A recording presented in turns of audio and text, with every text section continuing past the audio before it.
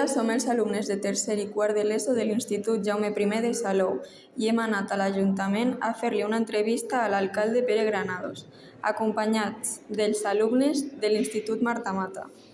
Què opines del canvi tan brusc que hi ha del turisme entre l'estiu i l'hivern?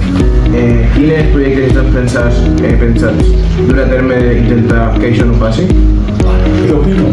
Doncs opino que estem treballant perquè això no passi. És a dir, nosaltres estem treballant la desestacionalització, perquè tu el que planteges és que nosaltres tenim una economia estacional, perquè el nostre model turístic és estacional. Salou depèn massa del turisme.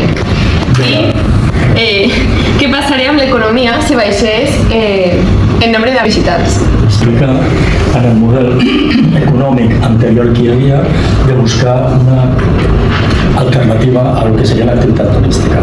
El que busquem són complementarietats. Què estem treballant?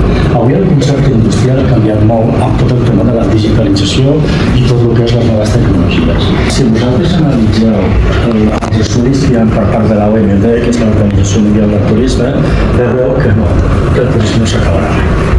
I la meva pregunta és que quina és la seva opinió davant de la proposta d'altres partits de posar un autobús urbà a Salou. Per nosaltres encarreguem un estudi de viabilitat econòmica i social, perquè volem veure la demanda real per saber la necessitat real d'aquest bus. Si això és positiu, no hi ha cap problema. Què té pensat fer l'Ajuntament perquè els joves tinguin més llocs on anar a l'hivern? Ara mateix gairebé tot està tancat o enfocat als turistes. Hi ha moltes coses, però jo pregunto, els joves per què no s'impliquen en la corresponsabilitat de governança amb el que vosaltres plantegeu? Vosaltres sabeu que nosaltres tenim un Consell de Joventut i de molta gent. I en aquest Consell de Joventut es debateixen les necessitats del jove perquè si el fem és per escoltar els joves de forma directa i fer-los corresponsables de la governança relacionada amb tot el tema dels joves. Per tant, fem moltes coses pels joves. Quina cosa no li agrada de ser alcalde i quins són els projectes que fan més il·lusió de fer?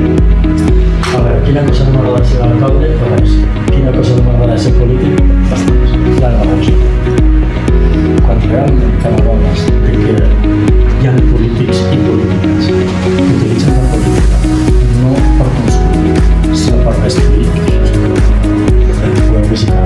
Per tant, són tants projectes els que estem treballant de forma estratègica i molt transversal per transformar Salou en el millor sentit de la paraula, perquè se'ns respecti, se'ns conegui, perquè la gent digui, etc., que ens ve.